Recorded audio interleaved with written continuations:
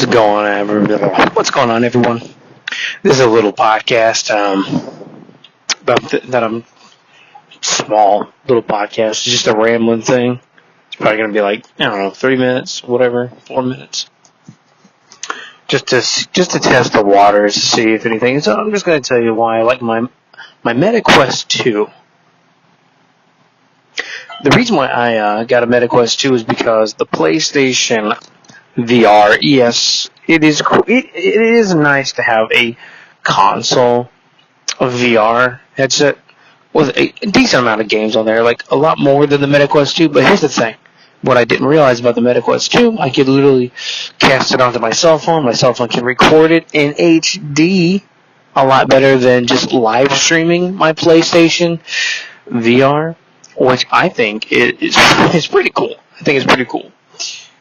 That the MetaQuest 2 can do that, or all the MetaQuests. I think a lot of MetaQuests can do that. I don't know. I know my second one, definitely the third one, I'm pretty sure. But it's so cool to cast on to my cell phone and then record it, and then I can probably voice over it, because I don't think I can do a mic on it. Record it while I'm doing a mic. I don't know. I mean, I could probably have a separate mic to record it and everything, but honestly, I could probably just record 20 minutes of gameplay and then put it in my iMovie and then just voice over for it. Voice over it. Oh, look, I got another comment. Let's upload a Muscle Man video. Let's get a lot of views. Trying to get 100,000 subscribers. Come on, everyone. Got to get that 100,000 subscribers. But when it came to the PlayStation VR, I bought that when it first came out. I thought it was great.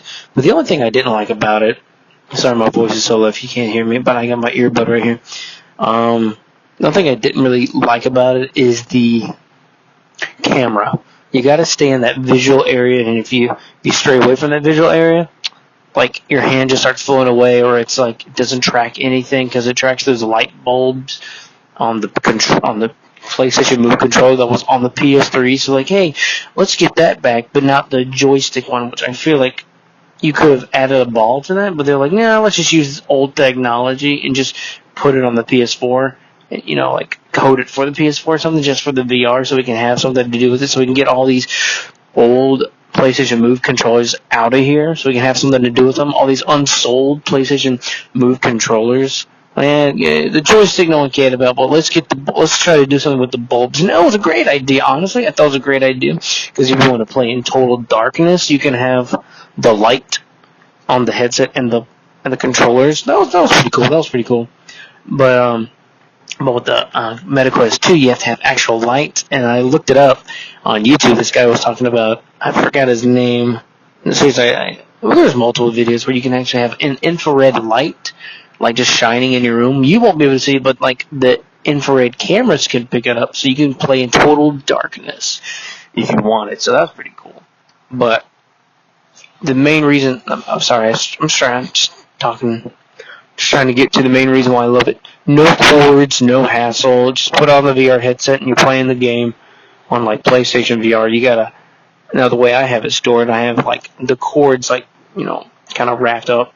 I sold my PlayStation VR in order to get this, to get a little bit of change, so I can, put it towards this.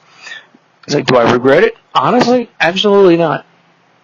I mean, yes, I'm going to kind of miss those little bit of PlayStation exclusives, but, the main games I wanted to play are on this headset. So it's and also a big old bonus is I can cast it on my phone, record that gameplay, and then show all of y'all. And I can do a little voiceover on it, or put my voice over top of the gameplay, and pretty much just describe what I'm doing or anything. I know it's oh, you kind of wish you had it. I kind of wish your voice, you were doing the voice while you were playing the game. Me too. But other than that, all you gotta do is charge it up, play the games. And luckily for me, I don't really have internet at home, so my mobile hotspot I connect that to my VR headset, and then when I record it, I can put that all on my phone, and I can just, and once that's on my phone, all I gotta do is just cut off the mobile hotspot and then just use what's on my phone. Because I have to be connected to internet, and luckily it only takes like a couple 100 megabytes for me to, I think, record or be connected, which is not bad at all. Which is not bad at all. And plus, I don't really record that much. So, and let me see.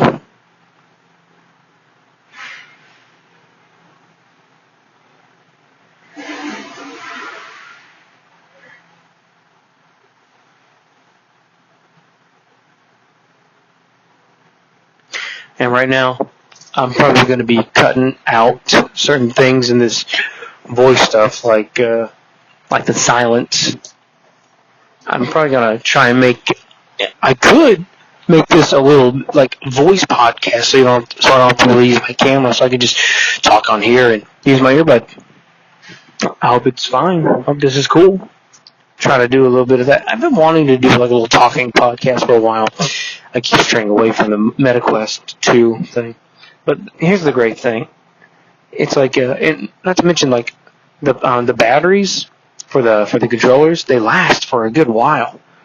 Unlike the PlayStation Move, which, you got to charge those after a few hours of gameplay. But with the MetaQuest 2, the AA batteries, they last for very good. They last. I'm just at 90% on the controllers last time I checked, and I've been playing that thing for almost like an hour to maybe almost 2 hours a day. When I first got it, because I haven't played it in like about 3 days because I've been working so much. But whenever I do, the controllers last. The batteries last. Now you can buy an extended battery for the headset, but honestly, I really don't mind the batteries as long as they last. And so far, they're lasting. Because not too many games really have vibration, I guess. Or if they do, it's fine. But I'm going to be trying to make more VR gameplay for all of you. For all of you to see. I'm excited. But the MetaQuest 2, I'm pretty sure also the MetaQuest 3, they're great. Highly recommend it. I did buy a new head strap for it. It's like a Kiwi head strap. It's got like a nice soft cushion for it. I looked at so many reviews for that. They say it's fantastic. Only $30. I got it for $30. But they said the MetaQuest Elite strap, poor quality. It's probably comfortable, but the quality of it is just terrible for the price you pay. And I'm not going to pay for that. I'm not going to buy that. So, pretty much to sum up everything, get a MetaQuest 2, get a MetaQuest 3, fantastic. Is it, for me, it's better than my PlayStation VR 1, not VR 2. I don't have a VR 2. I think it's better because there's a lot more games that I feel like I'd like to play on here. And just the portability of it, I can, instead of like lugging a console and the headset and having to constantly be connected to like power. You can charge this up, take it with you, and like charge it up whenever you could be somewhere, or charge it in the car, and then whenever you're in a hotel room, or you could take it while you're traveling. You can just play VR. You can get a big room or small room, doesn't matter. Just take it wherever you go. That's amazing. So MetaQuest, buy a MetaQuest. I think they're amazing. If I missed anything about the MetaQuest 2, just let me know in the comments. So thank you all for listening to this. Wow, 10 minutes. I didn't realize. All right, so have a good one. Thank you for listening.